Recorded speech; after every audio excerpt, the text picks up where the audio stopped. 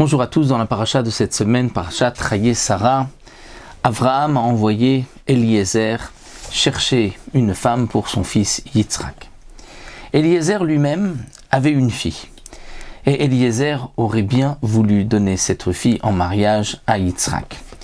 Il aurait bien voulu que sa fille soit choisie par Abraham, mais Abraham lui a dit « ce n'est pas possible, parce que Ata Arur ou Béni Baruch, toi tu es maudit, étant donné que Eliezer était un descendant de Canaan, que Noach avait maudit, et que Yitzhak, lui, son fils, est béni. Donc on ne peut pas unir quelqu'un de maudit avec quelqu'un de béni. » C'était donc ce que Avraham Avinu a donné comme explication à Eliezer. Pourtant, dans le Midrash, il apparaît qu'une fois que Rivka a été désignée comme femme pour Yitzhak, Eliezer va perdre son statut de maudit de Harour. Pourquoi ? Parce qu'il a servi son maître avec Emouna, avec confiance. Et le fait d'avoir amené donc sa mission à terme, c'est ça qui lui a donné cette possibilité de sortir de cette malédiction. Mais cela demande une explication. Mon maître, le Rav Koppelman, au Shiva de Lucerne, donnait cette explication simple. Et pour pouvoir faire partie de la maison de Abraham, il fallait le chesed. C'est ainsi que Rivka a été choisie par son chesed. Un chesed qui était complètement désintéressé, sans aucune attente de retour.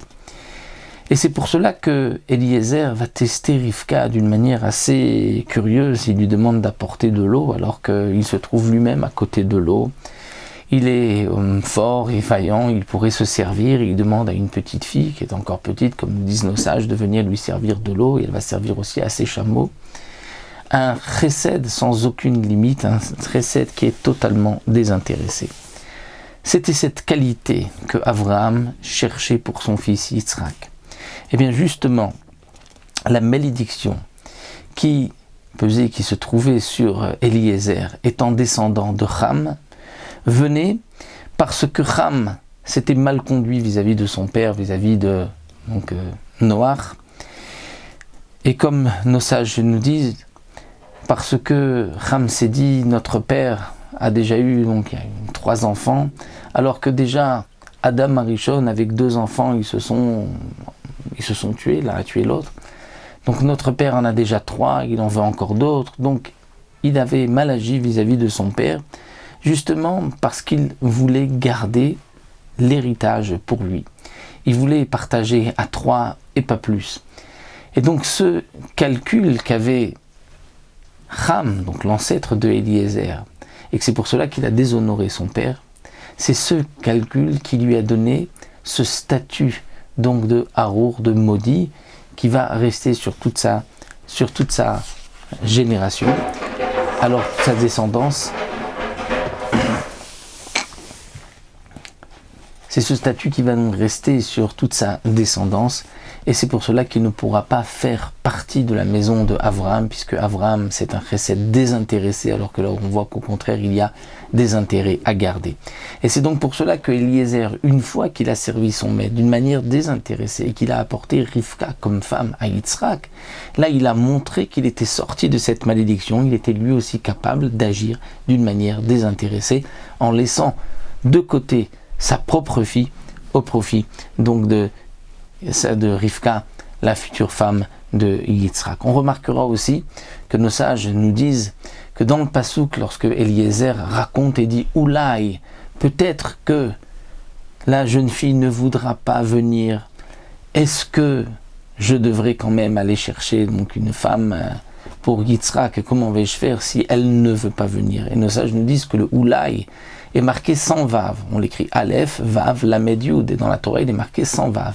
Elai, qui peut se dire donc Oulaï, mais Elai, vers moi. C'est-à-dire peut-être que si la jeune fille ne veut pas, je pourrais me retourner vers moi-même et prendre ma propre fille. Et ce qui est intéressant, c'est que Eliezer, ce remès, cette allusion dans la Torah, n'est marqué que lorsque Eliezer raconte son histoire à la famille de Rivka, et non pas lorsqu'il va dire la première fois Oulaï à Avraham Avinu.